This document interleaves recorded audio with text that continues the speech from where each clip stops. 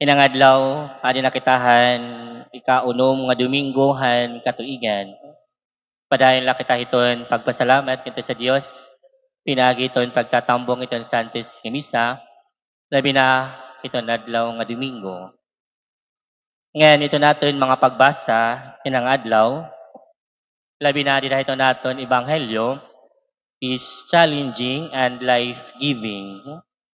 Ano nga Domingo, ginaaghat kita ang Diyos nga maging sugad hinasin nga maging kapawa han bugos na kalibutan.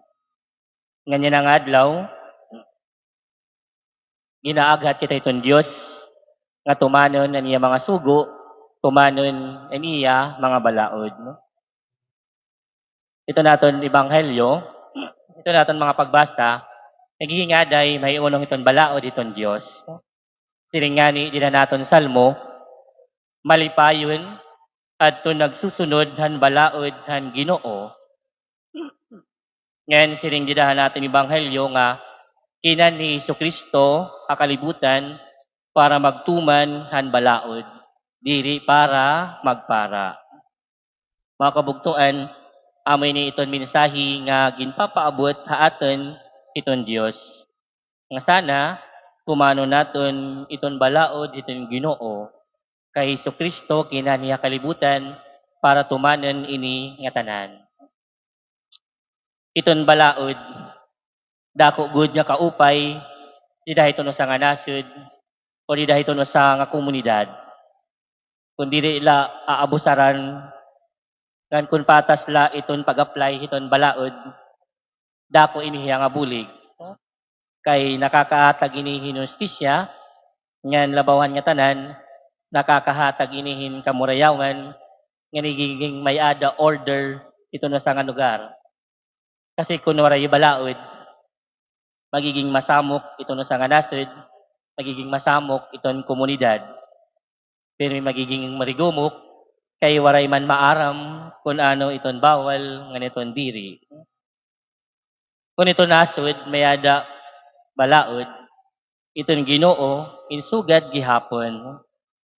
May ada niya balaod nga kinahanglan naton tumanon para kita maging malipayon. May ada mga balaod nga ginmention han Ginoo din na naton Ebanghelyo. Kumo na inihaaton nga tanan, pero madanay nahingangalimot kita. Saglit ginpapahinumdum kita iton Dios. Nasiring Jesucristo din na naton Ebanghelyo. Diri ka magpatay, dadadun hawukmanan, an bisan hino nga makamatay. Ito no sa nga pinakadako nga salah ito no sa nga tawo, amo iton pagkuha, iton kinabuhi, iton iba, pinaagi iton pagpatay. No? Sanglit iton singbahan, diri natugot iton abortion. Iton tawo nakapagbuhat, iton pagpatay, nga iton sa nga tawo, napipriso iton maiha nga panahon, ngayon madanay, diri na nakakagawas. Pero mga kabugtuan, may nagihapon pagpatay ito sa nga tawo, nga diri pinaagi hiton pagwara hiton iya kinabuhi. Kundi pinaagi hiton aton maglarang ang mga pulong o mga yakan. Iton tawo nga aton ginpipinakaraot, iton tawo nga aton ginyayaknan, iton magraot nga mga pulong, iton tawo nga aton gininilibak, iton tawo nga aton ginihinibang, iton maupay nga ngaran. Iton tawo nga aton ginbibinutang gutangan iton mga sala. Kung pirmi naton ginatagan hinmalisya iton kinabuhi iton iba, ginihibang naton iton tawo, pinapatay naton hira. Waray man naton hira pasulihan hira lawas, pero sigurado ako, pinasulan naton hira, dida kanira kasing-kasing. We killed them not physically, but emotionally. Kasi ito naton maglarang ang mga pulong, ito naton mga yakan, inbagabaga na kitahin, nagpapatay hino sa nga tawo. Siring pahiton iba, gabay nala ako pasulan, dirila ako pagginakanan. Kay iton suol halawas, madali la mahuwas, pero iton suol hakasing-kasing, maiha matambal, ngan madanay, diri nawawara. Masamaran nga ni kita, 2 to 3 days, pwede na it mahuwas. Pero masulan nga nito naton mga kasing-kasing, pinaagi iton magraot ng mga pulong, bisan pa iton giupayi, o gikusuging nga relasyon, pwede mamatay, pwede mahibang. Sanglit mga kabugtuan, di na ito naton kinabuhi, hirot kita hiton aton mga pulong nga aton ginbubul-iwan, labi na iton mga magraot nga mga pulong, kay diri kita maaram hiton epekto nga hiton tawo nga aton ginyayaknan. Diri kita maaram hiton ira mga problema nga ginaagian, nga diri kita maaram hiton ira kahimtang. Ngan madanay pinaagi hiton aton magraot nga mga pulong nga hiton ibang nga tawo, dida nati kang iton ka miserable hiton ira kinabuhi.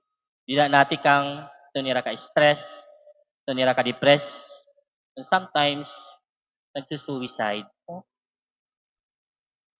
May daliwat mga kabugtuan, may daliwat pagpatay hiton sa nga tawo, nga diri pinaagi hiton pagkuha hiton kinabuhi, kundi pinaagi hiton pagkuha hiton ira mga katungod. Ipapatay naton ito na sa nga tawo, kung gintatanggal naton iton ira katungod, iton maupay nga serbisyo. Ginpapatay naton ito sa nga tawo, kung gintatanggal naton iton ira katungod, iton pagsumat iton kamatuuran. Ginpapatay naton ito na sa nga tawo, kung gintatanggal naton iton ira katungod, nga diri makatagamtam iton maupay nga edukasyon. Ginpapatay naton ito na sa nga tawo, kung nagiging injustice kita ira, kung gintatanggal naton iton ira maupay nga trabaho, nga labawan nga tanan, ginpapatay naton ito na sa nga tawo, kung gintatanggal naton iton ira maupay nga kahimtang. Saglit mga kabugtuan ko dida kan Kristo, nasiring Jesus sila naton ebanghelyo nga glakayi naton iton kasina, iton ibang nga tawo. Nga ni baro kita iton pagrespeto, iton dignidad iton na sa nga tawo. Ngan diri kita man insulto, ngan magtamas-tamas, kay pinapatay naton hira. Mga kabugtuan ko dida kan Kristo, nasiring Dios sila naton ebanghelyo, adton mga tawo nga nagsusugot, adton mga tawo nga nagtutuman han balaod ng Dios, gidadakui han ginhadian han langit. Amen.